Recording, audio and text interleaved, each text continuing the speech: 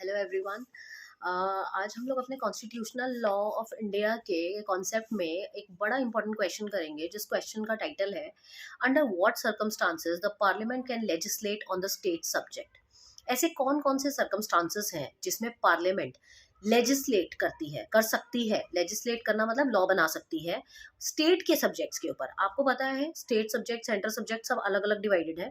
तो वो पूछ रहा है ऐसे कौन से सर्कमस्टांसेस हैं, ऐसी कौन से कंडीशंस हैं जहां पर पार्लियामेंट को ये राइट मिल जाता है कि वो लॉ बना सके स्टेट के सब्जेक्ट्स में। तो हम वो पॉइंट्स पढ़ते हैं कि ऐसे कौन कौन से सब्जेक्ट्स हैं।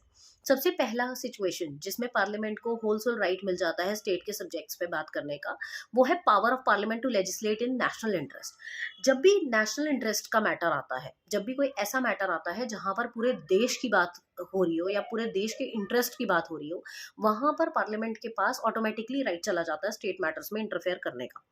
हमारे आर्टिकल 249 के हिसाब से राज्यसभा पास करती है एक रेजोल्यूशन, जिसके अंदर सपोर्ट अगर उनको मिलता है 2/3 मेजोरिटी का, 2/3 मेजोरिटी का अगर उनको सपोर्ट मिलता है, जितने भी प्रेजेंट एंड वोट करते हैं, तो वो पार्लियामेंट को अथॉरिटी दे देते हैं कि वो लॉज बना सकती है किसी भी स्टेट मैटर के ऊपर, और वो नेशनल इंटरेस्ट से रिलेटेड होना चाहिए। Number one.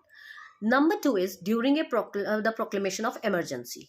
अगर इन केस देश में कभी भी इमरजेंसी का कोई मैटर आ जाए, अगर कोई ऐसा मैटर आ जाए जिसमें देश में इमरजेंसी लागू हो जाए, तो उस केस में सेंटर के पास ये राइट आ जाता है, पार्लियामेंट के पास ये राइट आ जाता है कि वो स्टेट मैटर में इंटरफेयर कर सके।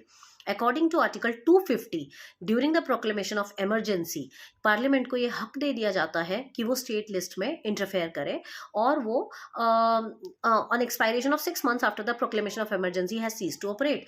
और इमरजेंसी हमेशा मोस्टली 6 महीने तक के लिए एक्सटेंड होती है, और उसके बाद उसको रिन्यू किया जा सकता है। ठीक है। उसके बाद थर्ड इसका सिचुएशन है, वो है parliament's power to legislate with the consent of states. अगर स्टेट उनको खुद कॉन्सेंट दे दे कि हाँ आप हमारे मैटर में इंटरफेयर कीजिए। पहला हमने क्या पढ़ा, नेशनल इंटरेस्ट के अगर मैटर हो। दूसरा, अगर कोई इमरजेंसी की सिचुएशन हो। तीसरा, अगर स्टेट अपनी कंसेंट दे दे, अगर स्टेट खुद ही कह दे कि आप हमारे मैटर में इंटरफेयर कीजिए या हमें चाहिए कि आप हमें हेल्प करें, तो उस केस में आर्टिकल 252 के अकॉर्डिंग लेजिस्लेचर ऑफ 2 और मोर स्टेट्स पर रेजोल्यूशन पास करते हैं, जो कि डिजायरेबल भी है कि अगर वो 2 या 2 से ज्यादा स्टेट मिलकर रेजोल्यूशन पास कर देते हैं कि आप हमारे मैटर में इंटरफेयर कीजिए, तो उस केस में कोई भी स्टेट ये अडॉप्ट कर सकता है कि पार्लियामेंट उनके बिहाफ पे लॉ बनाए। नेक्स्ट सिचुएशन हम कह सकते हैं कि parliament's power to legislate for giving effect to treaties and international agreement. जब भी किसी स्टेट रिलेटेड इश्यूज में इंटरनेशनल एग्रीमेंट्स होने हो या कोई ट्रीटी साइन करनी हो किसी स्टेट को कोई नेशनल लेवल पर, तो उस केस में भी पार्लियामेंट का इंटरफेयर करना जरूरी हो जाता है। उस केस में आर्टिकल 253 लागू होता है, और वो एम्पावर करता है पार्लियामेंट को कि कोई भी नेशनल ट्रीटी या इंटरनेशनल ट्रीटी हम लोग जब साइन कर रहे हैं, तो पार्लियामेंट उसमें अपना पूरा इंटरफेरेंस देता है। Last cases in case of failure of constitutional machinery in the state. आपने इमरजेंसीज के बारे में पढ़ा है, financial emergency, national emergency etcetera.